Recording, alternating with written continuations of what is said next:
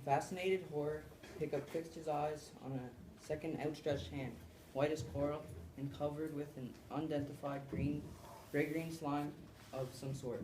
As it shakily reached out of the cauldron and grasped the edge of the rim, and slowly out of the cooking pot, there rose a human head as paper white and grinning as a skull.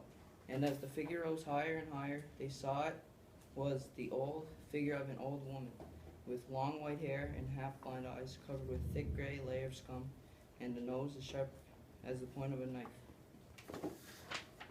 I chose this passage because it shows how much description Krista Cowell puts into her writing. This book is number 9 in a series of 12 and is an action-packed novel with lots of description and detail. I would recommend this book to people who like books with lots of action and adventure.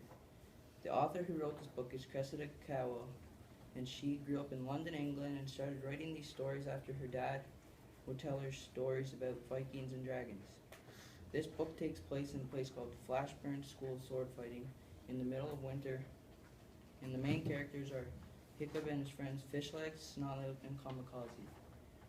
In this book, Hiccup and his friends are going to Flashburn School of Sword Fighting for a sword fighting competition on New Year's Eve. But there's one problem, and that is the evil witch Excelsior and her son Elvin. The winner of the sword fighting competition will become the king of the Wild West, and there's nothing more the witch wants than her son to become the king and make all the dragons slaves. Elvin is not the best sword fighter at the competition, so the witch is taking out all the best sword fighters in the competition so Elvin can win.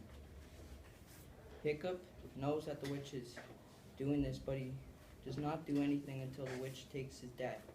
This makes Hiccup mad, and Hiccup goes and tries to save his dad, but the witch is one step ahead of him and makes him do something for the witch that could kill him. Will Hiccup complete the witch's task successfully and become king, or will he die and let Elvin become king and slave all the dragons? Read more to find out.